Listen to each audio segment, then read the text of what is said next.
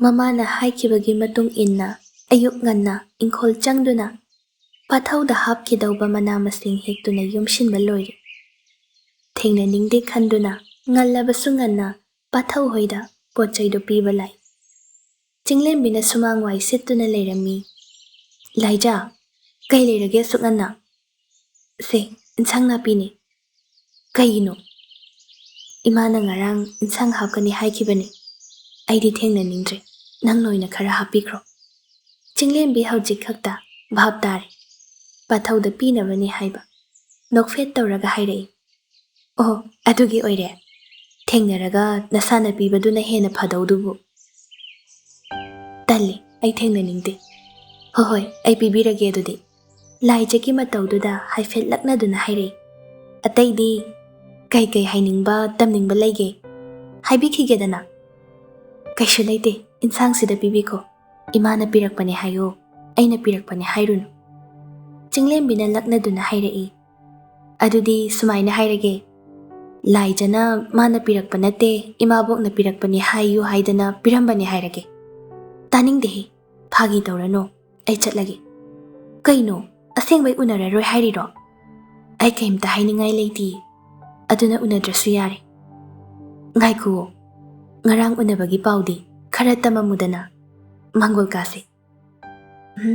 Kararoi. Kaishu ahenba mawongda unaba nate. Warisu ahenba karisu sanade. Nangna bhapang phada phajali. Number di piki bro. Pide, piroi. Aduga nangsu piramba yaroi ko. As loirehe. Asuk yam sathiri se dandi piba makhalo. Kaide dandino. Ai chatlagi thabak yam. Ohoi. Ngasi khakta lakpasida phamkise su yade. Ayuk sida phamdok leiradi aidi angaubi tare. Chatli ibema.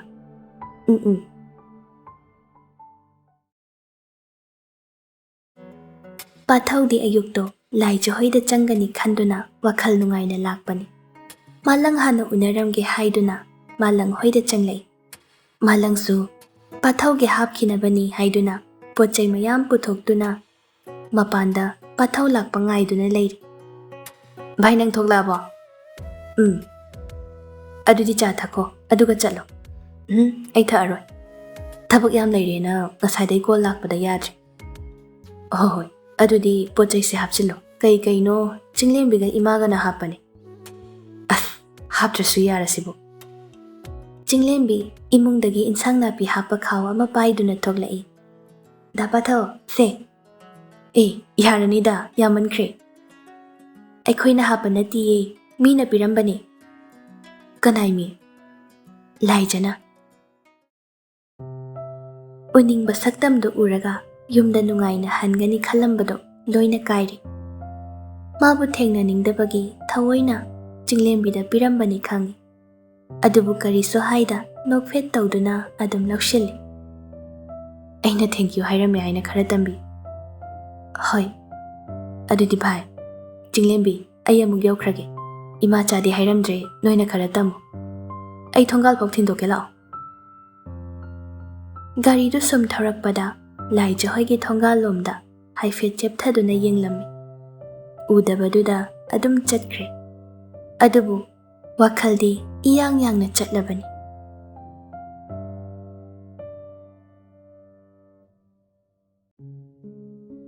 Migi machinsi nungsittagi hena yange hainabado chumba jani. Imphalda laikhrabasu pathauna lai johoida changi haibado mama ibeni tare. Tasingna nungsibibagira kalakpagira pau tambirakpa mayamdusu ikar okar khara hena loina tamnare. Paudu tabada mama ibeni di matha sari. Machana yum thadoktuna chatkibado nupidugi haktaktani. Aduna nupiduga amuk hanna mari leinaba mamana pamdre. Madugi sumathakta imung manung yanaduna luhongbagi ngaiduna leiraba machana. Adugumba mina ngangnaba yaba thabak tawbado mamadi penjadre. Macha lakpa ngaina mama ibenina mapada haire. Moi baba, nachagi luhongbase thuzindradi yaroi dauri. Ngaikho mama. Taha ba phatte. Nacha yauna munna khanakisi adugane mina tamakpa pauda pangtha thazarunu. Nachagi magul moi baba su khangbiriba natro. Mana bu ningkhradi thang ising changadaba nate. Magi matause ayam chingni. Aduna athubada luhongnaba hainabana phagani. Hoine ado nacha yauna nena tana khanasidana. Nangi haunabi chabing amuk tawrunu. Fazana themaga hainasi. Pathau numitto yumda changdabida thabak maphamda adum chatkrabani. Mahak wakhal amada tauduna leibana. Sinthana tharakliba message to reply tawge haibasu khandri. Pathauna Kolkata chatringai unasi hairakpadusu loina kaukri. Numidangdo chak ising chaba loiraga mapaga pathauga sofa kada phamduna TV gi news yengduna leiringai mama ibeni calendar ama pairaga changlei. Moi baba thawan thasi daure langban mera amata nungaiti. Aduna hiyangai pan khalakpasida mangol kabado laagi haikibana pharani. Mama gi wataduda pathau kari haini ngaiha khalli aduga hairei. Kayuno dudi ma nangi luhongbagi hainaba chatpagi matam yengini. Migi machadusu launi na adum hairaga thambadi yaroi. Tangdangba ama haidrabadi mina wa khangdaba tagani ne bungo. Pathau aphamdo yaningdaba mawongda khumlei. As ima ngai khoda duhongbabu hekta yabadongna. Machagi wahaiduda mama ibeni asaidagi sauraga leirambado hena sauningli. Kaigi ngai bano nangna ngai kho na ngai risi tha kaya sizile. Nasagi khandrabasu migi machadogi su khara khalo. Sinthasu yabani aina khara ngai kisi haiba. Masu thabak mayam leiri adu singdo hana loishin kisano. Hey magi thabak tudi sidala agasu tawbu yaine. Ima hoina thingadaba natene. Mapana amuk hairei. Ibungo namana hairisi lanba nate. Tawgadaba leiraba thabaktudi loishilaga nena tana. Nangna mana kari tawningba haibado loina tawba yabani. Hauchik hekta luhongasi haiba nate. Matam ama lepthoknaraga leisi haibani. Masimak haidabagi wani nupigi imungisu apambo oiramgani. Mapana hairakpadudadi pathau khumdre. Tumin bishum anidu suktuna le. Ngaihak phamnamlaga phuk haugattuna hoi mai hairamdana mathakta kakre. Room hek yorakpaga pairamba phone du phamungda langsinduna room dugi balcony du da thokre. Khuldagi hek halakpadagi namit chuppa laija khakta ningsingduna leiba matangsida. Mamana luhongbagi wa amuk haudorakpasida khanpham tawpham khangdre. Pocketa yauriba churupto lokthokduna Machay ama chingduna tumin lepi. Phamungda langsilamba phone du call su yamna lai. Adubu tasinada hanna yengda ahangbada tumin yengduna le. Sinthadi numit chuppa pathauna hoi mai hairakdaba matawduda tawpham khangdre. Call tawbasu paikhalakte aduna message ama tharei. Hayeng chatringai unasi haikibado kauraba mali. Thabak yamna chilamgani. Adugi Agi call paikhattabani haina khali. Aduga thabak nattaba atopa maramgi chinba oirasu matam adum lawbiyu. Kaisu kaide. Ai thamo yamna pikpa nipana tawba khoding question senaba nupisu nachade. Hayenggidamak safe journey. Good night. Pathauna room da changlakpada miss call leramba mayamdu uri. Message tu su pare. Kari hangadabano khangdraduna thabak khara chilli khaktamak hairaga good night haiduna thakre. Pathauna sinduna malangbu laijagi lawgi thabakto mateng khara pangbiyu haidana anido phone da wari sanari. Moigi lawbengbadi karam kandano hangchitka masemga adudi khulang nekpa yaba leiradi nangna silaga khara niaga purodana achangba paisado ai loina puthoki. As khulang budi leiyebu ada Nangna nekpani khangadi laijana yarakadro ai thajade. Mangonda haidu uno. Nangi khulang aremba purakpani hayo. Nangi se ai kai haigadabano khangdre. Aduga lawpengbugi chanabadusu yaradi adusu nekthokro. Mabu tawhalurano. Nangna khara khangdanaba khomo. Hera adudi yaroi loi khangnaraklani. Kanana lawpengbubu order tawraga chanage. Nungsiba mapal tholakano yingde. Tan cha kabo haibo kharagi wani. ꯑꯁ ꯑꯗꯨ ꯅꯠꯇ꯭ꯔꯗꯤ ꯊꯕꯛ ꯃꯌꯥꯝꯗꯣ ꯃꯥꯅ ꯂꯣꯏ ꯇꯧꯗꯣꯏꯅꯤ ꯑꯩ ꯈꯪꯉꯤ ꯑꯗꯨꯒꯤꯅꯦ ꯍꯥꯏꯔꯤꯁꯦ ꯅꯨꯡꯁꯤꯕꯒꯤ ꯃꯇꯦꯡꯅꯤ ꯈꯜꯂꯒ ꯈꯨꯂꯪꯗꯨꯗꯤ ꯑꯩꯅ ꯌꯥꯅꯕ ꯇꯧꯔꯒꯦ ꯑꯗꯨꯒ ꯁꯤꯗꯩ ꯍꯦꯟꯖꯤꯟꯕꯗꯤ ꯈꯜꯂꯨꯅꯨ ꯅꯪꯁꯨ ꯅꯪꯒꯤ ꯂꯦꯞꯂꯤꯕ ꯈꯣꯡꯐꯝꯗꯣ ꯅꯁꯥꯅ ꯈꯪꯖꯧ ꯅꯠꯇ꯭ꯔꯗꯤ ꯂꯥꯏꯖꯗ ꯍꯦꯟꯅ ꯑꯋꯥꯕ ꯑꯣꯏꯔꯛꯀꯅꯤ ꯍꯣꯏ ꯑꯩ ꯂꯣꯏ ꯈꯪꯉꯦꯕ ꯐꯔꯦ ꯑꯗꯣ ꯈꯨꯂꯪꯗꯣ ꯂꯩꯔꯦꯅ ꯍꯥꯏꯔꯣ ꯅꯠꯇ꯭ꯔꯗꯤ ꯃꯥꯅ ꯑꯃꯨꯛ ꯊꯤ ꯂꯩꯔꯝꯅꯤ ꯍꯣꯏ ꯆꯠꯀꯦ ꯅꯍꯥꯟꯃꯨꯛꯀꯤ ꯅꯈꯣꯏ ꯑꯅꯤꯒꯤ ꯃꯇꯥꯡꯗꯅ ꯏꯇꯨ ꯐꯪꯍꯧꯔꯦ ꯍꯟꯗꯛꯀꯤ ꯃꯇꯥꯡꯗꯅ ꯏꯆꯥ ꯑꯃꯨꯛ ꯐꯪꯗꯧ ꯃꯥꯜꯂꯦ ꯐꯠꯇ꯭ꯔꯣꯗꯣ ꯑꯗꯨꯅꯅꯦ ꯑꯩꯅ ꯊꯕꯛ ꯃꯌꯥꯝ ꯑꯃ ꯁꯤꯟꯅꯔꯤꯁꯦ ꯁꯤꯐꯝ ꯅꯥꯐꯝ ꯈꯪꯗꯕ ꯊꯣꯛꯄ꯭ꯔꯥ ꯈꯪꯕꯁꯨ ꯅꯠꯇꯦ ꯅꯪꯒꯤ ꯊꯕꯛꯇꯤ ꯂꯣꯏꯁꯤꯜꯂꯕꯣ ꯍꯣꯏ ꯏꯟꯚꯦꯁꯇꯔ ꯑꯃꯈꯛ ꯎꯅꯔꯛꯈꯤꯅꯤ ꯑꯗꯨꯒ ꯂꯣꯏꯔꯅꯤ ꯐꯔꯦ ꯅꯪ ꯌꯧꯔꯛꯑꯒ ꯑꯃꯨꯛ ꯄꯥꯎ ꯐꯥꯎꯅꯔꯁꯦ ꯂꯥꯏꯖ ꯍꯥꯏꯕꯒ ꯇꯧꯕꯒ ꯈꯨꯂꯪ ꯁꯨꯗꯦ ꯍꯥꯏꯗꯅ ꯃꯊꯥ ꯁꯥꯔꯒ ꯂꯩꯔꯝꯕꯅꯤ ꯅꯦꯛꯀꯗꯕꯁꯨ ꯁꯦꯜ ꯂꯩꯇꯕꯒꯤ ꯅꯦꯛꯄ ꯉꯝꯗ꯭ꯔꯦ ꯀꯔꯤ ꯇꯧꯅꯤ ꯈꯟꯗꯨꯅ ꯂꯩꯔꯤꯉꯩ ꯆꯤꯡꯂꯦꯝꯕꯤꯅ ꯐꯣꯟꯗ ꯃꯥꯂꯪꯒꯤ ꯈꯨꯂꯪ ꯑꯍꯦꯟꯕ ꯂꯩ ꯄꯨꯔꯛꯀꯦ ꯍꯥꯏꯕꯗꯨꯗ ꯋꯥꯈꯜꯗꯣ ꯈꯪꯌꯥꯡ ꯍꯦꯛ ꯌꯥꯡꯉꯤ ꯄꯥꯊꯧ ꯀꯣꯜꯀꯇꯥꯗꯒꯤ ꯍꯦꯛ ꯍꯜꯂꯛꯄ ꯅꯨꯃꯤꯠꯇꯨꯒꯤ ꯃꯊꯪꯒꯤ ꯑꯌꯨꯛꯇ ꯃꯐꯤ ꯃꯔꯣꯜ ꯁꯦꯠꯆꯤꯟꯗꯨꯅ ꯐꯨꯔꯤꯠ ꯈꯨꯗꯥꯡ ꯊꯦꯛꯀꯠꯅ ꯃꯊꯛꯇꯒꯤ ꯀꯨꯝꯊꯔꯛꯏ ꯃꯃꯥꯅ ꯍꯪꯂꯛꯏ ꯕꯨꯡꯉꯣ ꯉꯁꯤꯗꯤ ꯀꯗꯣꯝꯗꯅꯣ ꯏꯃꯥ ꯈꯨꯜꯗꯅꯤ ꯍꯟꯗꯛ ꯃꯔꯛꯁꯦ ꯅꯪ ꯇꯣꯏꯃꯜꯂꯤꯀꯣ ꯑꯁꯣꯝꯗ ꯆꯠꯄ ꯃꯥꯂꯪꯁꯨ ꯂꯩꯔꯤꯅꯤ ꯇꯣꯏꯅ ꯆꯠꯄꯒꯤ ꯃꯊꯧ ꯊꯣꯏꯗꯣꯛꯅꯁꯨ ꯇꯥꯔꯝꯃꯣꯏ ꯑꯩꯈꯣꯏ ꯃꯥꯁꯤꯗꯤ ꯏꯈꯨꯜꯗ ꯆꯠꯄꯕꯨ ꯇꯣꯏꯕ ꯇꯣꯏꯗꯕ ꯂꯩꯕ꯭ꯔꯣ ꯑꯩ ꯊꯦꯡꯉꯤ ꯊꯣꯛꯈ꯭ꯔꯒꯦ ꯃꯆꯥꯅ ꯆꯠꯈꯤꯕꯗꯣ ꯃꯈꯨꯠ ꯄꯨꯟꯗꯨꯅ ꯈꯥꯝꯕꯁꯨ ꯉꯝꯗ ꯌꯦꯡꯗꯨꯅ ꯂꯩꯍꯧꯏ ꯆꯠꯂꯤꯕꯗꯣ ꯊꯕꯛ ꯈꯛꯇꯒꯤ ꯋꯥ ꯅꯠꯇꯦ ꯂꯥꯏꯖꯅ ꯃꯔꯝ ꯑꯣꯏꯔꯒ ꯆꯠꯄꯅ ꯑꯅꯝꯕꯅꯤ ꯍꯥꯏꯕ ꯈꯪꯉꯤ ꯃꯗꯨꯅ ꯑꯃꯨꯛꯀ ꯍꯦꯟꯅ ꯃꯃꯥꯗꯤ ꯈꯣꯏꯁꯥꯎꯅꯔꯤ ꯄꯥꯊꯧ ꯑꯆꯥꯄꯣꯠ ꯆꯥꯅ ꯊꯛꯅꯕ ꯃꯌꯥꯝ ꯂꯩꯔꯛꯇꯨꯅ ꯃꯥꯂꯪ ꯍꯣꯏꯗ ꯆꯪꯂꯛꯏ ꯚꯥꯏ ꯃꯥꯂꯪ ꯆꯤꯡꯂꯦꯝꯕꯤ ꯏꯃꯨꯡꯗꯒꯤ ꯊꯣꯛꯂꯛꯏ ꯗꯥ ꯄꯥꯊꯧ ꯀꯥꯈꯠꯂꯛꯑꯣ ꯀꯣꯜꯀꯇꯥꯗꯣ ꯅꯨꯡꯉꯥꯏꯕ꯭ꯔꯣ ꯀꯝꯗꯧꯒꯦ ꯈꯪꯗꯦꯗ ꯊꯕꯛꯀꯤ ꯆꯠꯄꯅꯤꯅ ꯊꯕꯛ ꯂꯣꯏꯔꯒ ꯑꯗꯨꯝ ꯍꯜꯂꯛꯄꯅꯤꯗ ꯃꯥꯂꯪꯗꯤ ꯗꯗꯥꯗꯣ ꯌꯦꯟ ꯃꯆꯤꯟꯖꯥꯛ ꯂꯧꯅꯤꯅ ꯆꯠꯈꯤꯕꯅꯦ ꯀꯨꯏꯕꯨꯗꯤ ꯀꯨꯏꯔꯛꯑꯣꯏ ꯑꯣ ꯐꯔꯦ ꯑꯗꯨꯗꯤ ꯑꯩ ꯐꯣꯟ ꯇꯧꯔꯒꯦ ꯑꯗꯣ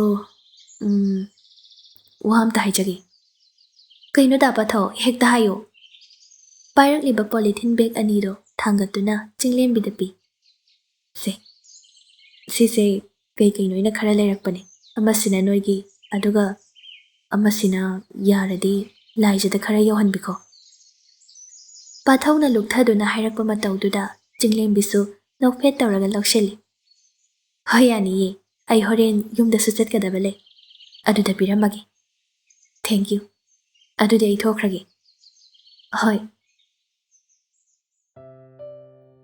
ꯅꯨꯡꯊꯤꯜꯗꯣ ꯂꯥꯏꯖ ꯁꯨꯃꯥꯡ ꯃꯇꯣꯜꯗ ꯊꯥꯔꯤꯕ ꯂꯩ ꯃꯌꯥꯝꯗꯣ ꯏꯁꯤꯡ ꯆꯥꯏꯗꯨꯅ ꯂꯩꯔꯝꯃꯤ ꯆꯤꯡꯂꯦꯝꯕꯤꯅ ꯂꯛꯅꯅ ꯀꯧꯔꯛꯏ ꯀꯅꯥꯅꯣ ꯏꯁꯤꯡ ꯆꯥꯏꯔꯤꯁꯤꯕꯣ ꯈꯪꯉꯦ ꯍꯤꯡꯆꯥꯕꯤ ꯂꯥꯛꯄꯒꯤ ꯁꯅꯤꯟ ꯁꯥꯍꯨꯝꯒ ꯑꯝꯇ ꯈꯪꯍꯟꯗꯦꯅꯦ ꯑꯣ ꯑꯗꯨꯕꯨꯔꯣ ꯊꯑꯣꯏꯅ ꯈꯪꯍꯜꯂꯒꯦꯅ ꯂꯥꯛꯄꯒꯤꯅꯤ ꯏꯁ ꯀꯌꯥ ꯐꯠꯇ꯭ꯔꯤꯅꯣ ꯌꯦꯡꯉꯨ ꯀꯩ ꯂꯩꯒꯦ ꯌꯨꯝꯂꯣꯝꯗ ꯂꯥꯛꯏꯁꯤꯕꯣ ꯉꯁꯤꯗꯤ ꯑꯣꯅꯦ ꯑꯩꯁꯦ ꯃꯤ ꯑꯃꯅ ꯄꯥꯈꯣꯟ ꯊꯥꯔꯛꯄ ꯑꯗꯨꯒꯤ ꯊꯑꯣꯏꯅ ꯂꯥꯛꯏꯅꯤ ꯊꯕꯛ ꯂꯩꯕꯒ ꯅꯠꯇꯦ ꯌꯨꯝꯐꯥꯎ ꯆꯪꯉꯝꯗ꯭ꯔꯤ ꯀꯅꯥꯒꯤ ꯄꯥꯈꯣꯟꯅꯣ ꯑꯗꯨ ꯈꯪꯅꯤꯡꯉꯗꯤ ꯏꯃꯨꯡ ꯆꯪꯁꯤ ꯃꯄꯥꯜꯁꯤꯗ ꯍꯥꯏꯕ ꯌꯥꯗꯦ ꯂꯥꯏꯖ ꯄꯤꯁꯨꯝ ꯑꯅꯤꯗꯨ ꯈꯔ ꯊꯥꯡꯒꯠꯂꯒ ꯆꯤꯡꯂꯦꯝꯕꯤꯗ ꯀꯔꯤꯅꯣ ꯍꯥꯏꯕꯒꯨꯝ ꯌꯦꯡꯂꯛꯏ ꯃꯇꯧꯗꯨꯗ ꯆꯤꯡꯂꯦꯝꯕꯤꯅ ꯑꯣꯏꯅ ꯆꯤꯡꯁꯤꯟꯗꯨꯅ ꯄꯨꯁꯤꯟꯈ꯭ꯔꯦ ꯂꯥꯏꯖꯒꯤ ꯔꯨꯝ ꯍꯦꯛ ꯌꯧꯕꯒ ꯏꯃꯥꯕꯣꯛꯇꯤ ꯃꯁꯥ ꯈꯔ ꯅꯨꯡꯉꯥꯏꯌꯦꯅ ꯊꯣꯛꯈꯤꯕꯅꯤ ꯃꯈꯨꯠꯇ ꯄꯥꯏꯔꯛꯏꯕ ꯄꯣꯂꯤꯊꯤꯟ ꯕꯦꯒꯇꯣ ꯂꯥꯏꯖꯗ ꯁꯠꯄꯤ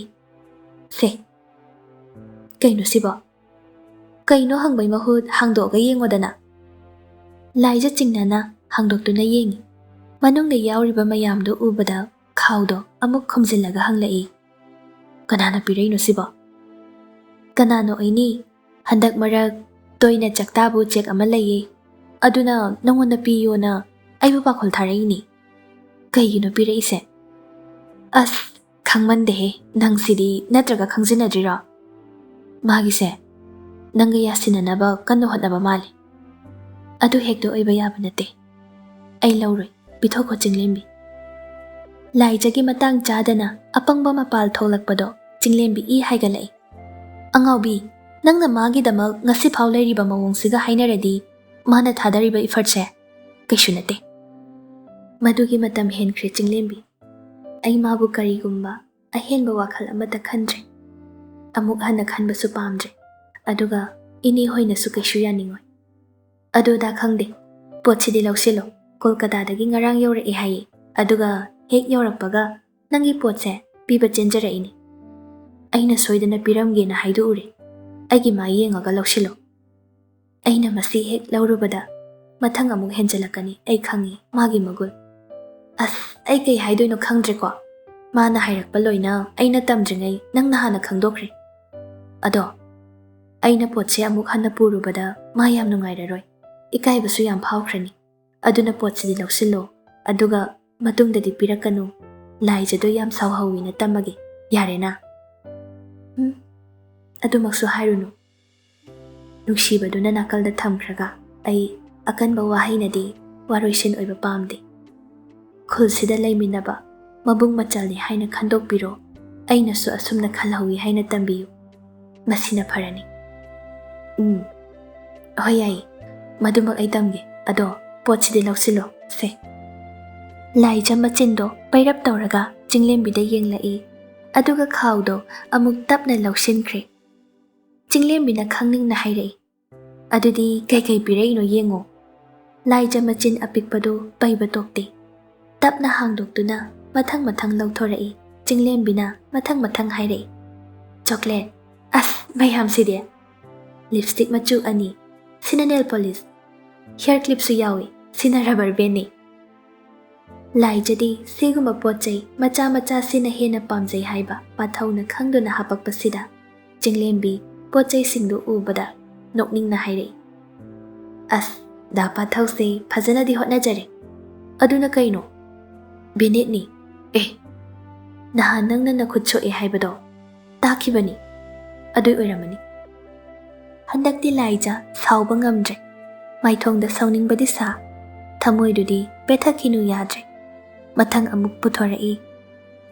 ꯀꯦꯛꯅꯤ ꯁꯤꯅ. ꯑꯗꯨꯅ ꯁ꯭ꯋꯤꯁ ꯔꯣꯜ. ꯁꯤꯅ ꯋꯥꯜꯅꯠ. ꯃꯌꯥꯝꯁꯤꯅ ꯁꯣꯟꯄꯥꯎꯗꯤ ꯉꯥꯛꯇ. ꯅꯪꯅ ꯁꯣꯟꯄꯥꯎꯗꯤ ꯄꯥꯝꯕꯁꯦ ꯍꯧꯖꯤꯛꯐꯥꯎ ꯀꯥꯎꯔꯝꯗ꯭ꯔꯤꯅꯦ. ꯌꯦꯡꯉꯨ. ꯑꯗꯨꯒ ꯀꯩꯅꯣ, ꯃꯥꯒꯤ ꯑꯆꯥꯄꯣꯠꯁꯤꯡꯁꯤꯁꯨ ꯑꯊꯨꯝꯕ ꯉꯥꯛꯇ. ꯏꯕꯦꯝꯃ, ꯅꯪꯁꯦ ꯀꯌꯥꯃꯨꯛ ꯅꯨꯡꯁꯤꯖꯕ ꯖꯥꯠꯅꯣ. ꯑꯆꯥꯄꯣꯠ ꯐꯥꯎ ꯑꯊꯨꯝꯕ ꯉꯥꯛꯇ ꯄꯤꯔꯛꯏꯁꯦ. ꯂꯥꯏꯖ ꯁꯥꯎꯔꯞ ꯇꯧꯗꯨꯅ ꯍꯥꯏꯔꯛꯏ. ꯇꯥꯅꯤꯡꯗꯦꯍꯦ. ꯑꯆꯥꯄꯣꯠ ꯃꯌꯥꯝꯁꯦ ꯑꯩ ꯏꯊꯟꯇ ꯆꯥꯕꯁꯨ ꯉꯝꯃꯣꯏ. ꯅꯪ ꯂꯣꯏꯅ ꯄꯨꯖꯈꯣ. ꯄꯨꯖꯔꯣꯏ. ꯅꯪꯒꯤꯅꯦ ꯍꯥꯏꯅ ꯃꯤꯅ ꯅꯨꯡꯁꯤꯗꯅ ꯄꯤꯔꯛꯄꯅꯦ. ꯉꯝꯗ꯭ꯔꯁꯨ ꯄꯣꯊꯥ ꯆꯥꯎ. ꯅꯪꯅ ꯃꯔꯣꯜ ꯑꯃ ꯂꯥꯏ ꯌꯥꯎꯏ ꯀꯩꯁꯨ ꯀꯥꯟꯅꯗꯕꯗ. ꯑꯩꯅ ꯍꯥꯏꯌꯣ ꯍꯥꯏꯕ ꯃꯑꯣꯡꯗꯣ ꯀꯥꯎꯅꯤ. ꯑꯗꯨꯃꯛ ꯍꯥꯏꯌꯣ. ꯑꯗꯨꯒ ꯃꯇꯨꯡꯗꯁꯨ ꯃꯁꯤꯒꯤ ꯃꯔꯝꯗ ꯋꯥꯔꯤ ꯁꯥꯟꯅꯔꯣꯏꯁꯦ ꯍꯥꯏꯕꯤꯌꯨ. ꯍꯣꯏ ꯃꯤ, ꯍꯥꯏꯒꯦ. ꯑꯗꯨꯗ ꯌꯥꯔꯛꯇ꯭ꯔꯗꯤ? ꯅꯤꯄꯥꯗꯣ ꯑꯁꯦꯡꯕꯩ ꯅꯪꯕꯨ ꯑꯃꯨꯛꯀ ꯍꯟꯖꯤꯟꯅꯕ ꯄꯥꯝꯕꯗꯤ ꯃꯥꯜꯂꯤꯀꯣ. ꯅꯠꯇ꯭ꯔꯗꯤ ꯀꯩꯁꯨ ꯇꯧꯔꯣꯏ. ꯑꯗꯨꯒ ꯂꯥꯞꯈ꯭ꯔꯕꯁꯤꯗ ꯊꯕꯛ ꯃꯌꯥꯝ ꯍꯨꯟꯗꯣꯛꯑꯝꯃꯒ ꯇꯣꯏꯅ ꯂꯥꯛꯏꯁꯦ ꯊꯕꯛꯀꯤ ꯋꯥ ꯊꯑꯣꯏꯅ ꯅꯠꯇꯦ, ꯅꯪꯒꯤꯅꯤ. ꯂꯥꯏꯖ ꯈꯨꯝꯐꯝ ꯈꯪꯗꯦ. ꯈꯨꯝꯂꯔꯣꯏ, ꯍꯥꯏꯔꯔꯣই. ꯊꯃꯣꯏꯒꯤ ꯑꯄꯥꯝꯕ ꯀꯅꯥꯗꯁꯨ ꯇꯝꯊꯣꯛꯂꯔꯣꯏ ꯈꯟꯈ꯭ꯔꯕ ꯑꯣꯏꯕꯒꯤ ꯊꯃꯣꯏꯗꯨꯁꯨ ꯃꯅꯨꯡ ꯀꯟꯕꯤ ꯑꯣꯟꯈ꯭ꯔꯦ. ꯑꯣꯏꯅꯤꯡꯕ ꯑꯣꯏꯖꯁꯅꯨ. ꯑꯩꯗꯤ ꯃꯥꯕꯨ ꯀꯅꯥꯅꯣ ꯈꯪꯗꯦ. ꯏꯊꯟꯇ ꯆꯦꯛꯁꯤꯟꯍꯧꯗꯕ ꯃꯤꯀꯨꯞꯇ ꯊꯣꯛꯈꯤꯕ ꯊꯧꯗꯣꯛ ꯑꯃꯅ ꯄꯨꯟꯁꯤꯁꯦ ꯑꯍꯣꯡꯕ ꯂꯝꯕꯤ ꯑꯃꯗ ꯄꯨꯕꯤꯔꯦ. ꯑꯗꯨꯅ ꯑꯩ ꯑꯃꯨꯛ ꯍꯟꯅ ꯁꯣꯏꯐꯝꯗ ꯆꯠꯅꯤꯡꯗ꯭ꯔꯦ. ꯍꯣꯏ ꯆꯨꯝꯃꯤ. ꯅꯪꯅ ꯐꯩ ꯈꯟꯕꯗꯣ ꯑꯗꯨꯝ ꯇꯧ. ꯑꯩ ꯅꯪꯕꯨ ꯑꯗꯨꯝ ꯁꯄꯣꯔꯠ ꯇꯧꯒꯅꯤ. ꯇꯧꯕꯇꯕꯨ ꯅꯨꯡꯉꯥꯏꯅꯗꯤ ꯂꯩꯌꯨ. ꯅꯪꯅ ꯋꯥꯈꯜ ꯏꯌꯥꯡ ꯅꯣꯛꯀꯅꯤ ꯀꯥꯎꯕ ꯃꯥꯟꯅ ꯂꯩꯕꯗꯣ ꯌꯦꯡꯕ ꯅꯨꯡꯉꯥꯏꯇꯦ. ꯆꯤꯡꯂꯦꯝꯕꯤꯅ ꯃꯔꯨꯞ ꯑꯣꯏꯕꯒꯤ ꯁꯦꯡꯂꯕ ꯃꯤꯠꯌꯦꯡ ꯑꯃꯅ ꯌꯦꯡꯗꯨꯅ ꯂꯥꯏꯖꯗ ꯍꯥꯏꯔꯤꯕ ꯃꯌꯥꯝꯗꯨ ꯇꯥꯕꯗ ꯂꯥꯏꯖ ꯊꯃꯣꯏꯗ ꯑꯄꯦꯟꯕ ꯑꯣꯏꯖꯩ. ꯅꯪꯁꯨ ꯑꯩꯒꯤꯗꯃꯛ ꯄꯪꯋꯥ ꯋꯥꯕꯤꯔꯦ.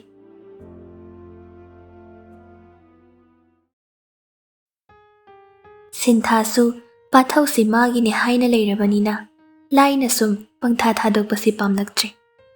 ꯑꯗꯨꯅ ꯃꯥꯁꯨ ꯈꯔꯗꯤ ꯆꯦꯛꯁꯤꯟꯕ ꯍꯧꯔꯛꯏ. ꯍꯥꯟꯅꯗꯤ ꯌꯥꯝꯅ ꯄꯥꯝꯖꯕ ꯇꯥꯈꯤꯅꯤ ꯈꯟꯗꯨꯅ ꯐꯣꯟꯁꯨ ꯇꯣꯏꯅ ꯇꯧꯗꯕꯅꯤ. ꯑꯗꯨꯕꯨ ꯍꯟꯗꯛ ꯃꯔꯛꯇꯤ ꯑꯌꯨꯛ ꯅꯨꯡꯊꯤꯜ ꯅꯨꯃꯤꯗꯥꯡ toina kaida lei kaidauri hangba hore pathauga malanga mil maphamda thabak singdo yengsinduna leiringai pathaugi phone lai yenglubada sintha oirami paikhatradi nungairaroi khanduna paikhatli pathauna wari sanaba loiraga malangna hairai bhai nangise pharak tanarakani ko somdana nangna laija sangdana leire aduga asomdana imung manung wa loinare ai imada wafamse haudoklage khalle ima bokna yarakadro yarakanida thaina dagi laijabu yamna pamjarakpani nangsu khangidudi aduda matamdo haukhredana matamdugi ising nungsitka haujikadi manadre gari manadabanu ahongba mata leite aigi famda aduda laijana yaraktradi soidana yarakani yadabasu yaroi asida kitang luriba haibu nuksibase makoktagi haunarisini thainadi aikhoinimag thingau lingau oinaba matamda hainakibanina yam hainadresu adum yarakhibani handakti masu wakhal mapung pharabanina kharadi wadauri ai khangdreko noyani gi warise nangna phagani khanbado to adubu nang imungi su kharadi khalo ai loi khangi pathaugi handak marak oirakliba matausida mama ibeni su luhongbagi warido giri giri taglai tasengna wathok chawbi nupidi phana pharabasu mamau oinadi pamde aduna madu thoktanaba mamana wakhal kaya thadaduna machana kolkata chatkringaida machana yadrabasu yadana mangol karuri luhongbagi matamdo chawrakna phairel pan khalakpada oina thanare wafamdu tabadagi pathau sauningbaga loinana mamada hairei ima aigi luhongbagi matamse isa yaudana ima hoina hekta lepiribase kaigino hey aikhoina nangonda kayarak matam pire nasana khangna tawraktrabanina aikhoina tawba tabani nachagi apam pamda amata suhangdana dok hekta chatluribadubu kona soibala adi nachabu phatte haigano bhab taw punsi se nungsiba khaktana yaba nate migi ijat sanman haiba amasu leibani nangna nungsibada ngauri ni haidana leibado madu ima pamde naha oina khara ngaure yare ima thingdabani adubu haujikti nasa gyan tarabani mado khangna chalo luhongbodo nakmale ai ngamoi nakpa naktaba haibado nangna lepkadaba nate masidi panjigi mathauni aduga nangna khulna toina chatlibase thabaktugi oiradi maraktasu theba buthaw masu khangjasanu malangsu ichau chauna leirini aduna toina chatpagi mathau tade ima wa yam nganganu ko mama ibeni nganglam laga thokri ngasi mama na ngangliba wahi wata sandokna haidrabasu mama na laijabu karamna khalli haiba pathau uba phangli masina luri basidagi amuke hena lusili matha sana haifam khangda yumdagi thokri machana fingna thokibado mama na uhawi mathanta murum murum soli masi lakna base kuira ga hena wadauri masi angang oiringai lam hende mati hojikna kanna hengalakli sinthadi pathaugi mama mapa laklambaduda thamoido inau nau thoi pathaubu call tawge khalli adubu thabak chilamgani khanna kona tawrage khanduna tawji sinthagi mama nabi thabaga phone tawnaduna wari sanari laibak phabi ita kai thada tarage manjaka da chatkadaba matamdo sintha nokfet tawraga hairi haina de kai ko haino aduboba kai haina khrage ahalsingna makhoi imungnasu aikhoi imungnasu hainaraga kuina leiba nungaiti aduna athubada matam aphaba malepa pame haineye phairel thadana hena hainaki nungairida pauside pathogadi hainarabo khangdeda mana thabak chinbaga aina suru neiba haitabaga wari phau phajana sanadri hoida mangol ka balaklibodo masa khangamani hayengwai leiminaraga oina hairo apen pendadudi aduna pharadra hoi laibak phabi ibema